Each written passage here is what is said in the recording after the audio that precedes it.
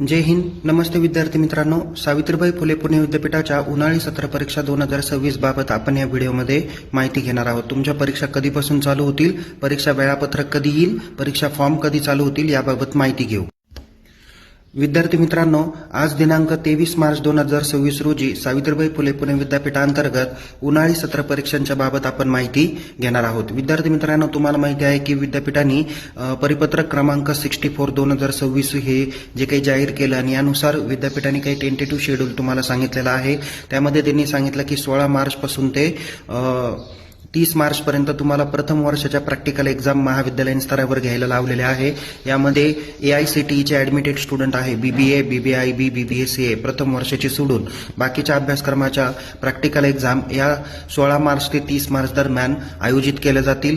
प्रथम वर्षाच्या परीक्षा यांचं आयोजन हे 4 एप्रिलच्या पुढे करण्यात येणार आहे. तर जे विद्यार्थी second and third year Pune विद्यापीठांतर्गत आहे त्यांच्या प्रॅक्टिकल एक्झामिनेशन जे काही असणार आहे त्या 4 एप्रिल ते 16 एप्रिल दरम्यान आयोजित केल्या जाणार आहे. आणि जे अंतिम वर्षाचे विद्यार्थी आहेत त्यांच्या जे काही परीक्षा आहे किंवा SYTYच्या जे काही परीक्षा आहे त्या 22 एप्रिल 2026च्या पुढे कंडक्ट केल्या जातील. त्याबद्दल विद्यापीठामार्फत येत्या 30 मार्च 2026 पर्यंत सविस्तर परीक्षेचे वेळापत्रक विद्यापीठाच्या ऑफिशियल वेब पेजवर लवकरच जाहीर होतील अशी आपण अपेक्षा बाळगूया. येत्या 1 ते 2 दिवसामध्ये किंवा 28 तारखेपर्यंत ज्या ज्या अभ्यासक्रमाचे निकाल जाहीर झालेले आहेत त्या अभ्यासक्रमाचे परीक्षा फॉर्म हे लवकर सुटणार आहे. त्यामुळे विद्यार्थ्यांनी परीक्षेची तयारी करून ठेवा, परीक्षा फॉर्मची तयारी करून ठेवा. यामध्ये परीक्षा फॉर्म तुम्हाला ऑनलाईन पद्धतीने भरायचा आहे. त्याची प्रिंटची प्रिंट काढायची आहे. महाविद्यालयातील परीक्षा विभाग असेल किंवा संबंधित अधिकारी असतील यांच्याकडून तो परीक्षा फॉर्म तपासून घ्यायचा आहे. नंतर महाविद्यालयातून फॉर्म इनवर्ड करून त्याची ऑनलाईन पद्धतीनेच विद्यार्थ्याला फी भरावी लागणार आहे. त्यामुळे काळजीपूर्वक पद्धतीने विद्यार्थ्यांनी या गोष्टीची दखल घ्या.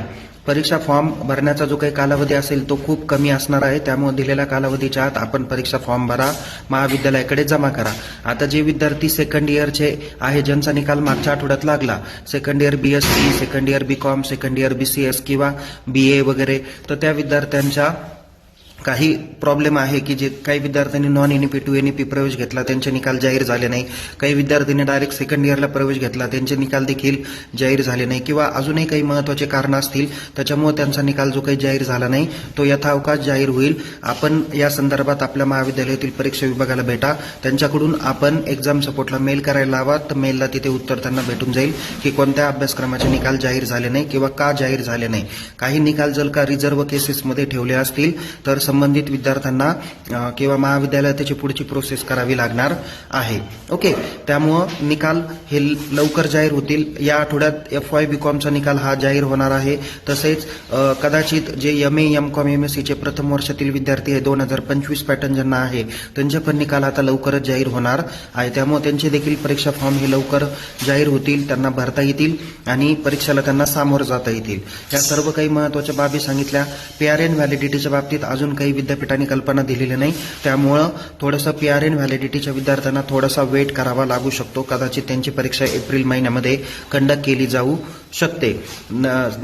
जे काही नोटिफिकेशन येतील त्याची माहिती आपण सविस्तर देऊया. या आठवड्यात कदाचित परीक्षा फॉर्म जे काही जाहीर होतील त्याच्यामध्ये लॉ अभ्यासक्रमाचे, इंजिनिअरिंग अभ्यासक्रमाचे, अंतिम वर्षातले किंवा PGच्या अभ्यासक्रमाचे हे परीक्षा फॉर्म हे सुरुवात होणार आहे. त्यामुळे संबंधित विद्यार्थ्यांनी तयारी करून ठेवा. अधिक माहितीसाठी आपण आपल्या YouTube चॅनल, टेलिग्राम चॅनल तसेच बाकीच्या ठिकाणी सुद्धा तुम्ही सहभागी होऊ शकता. अधिक माहितीसाठी आपल्या टेलिग्राम चॅनलचे मेसेज काळजीपूर्वक बघा. परीक्षा संदर्भात अधिक अडचणी असल्या तर आपल्या महाविद्यालयातील परीक्षा विभागाला भेटा. पुन्हा भेटूया. तोपर्यंत टेक केअर. जय हिंद. धन्यवाद.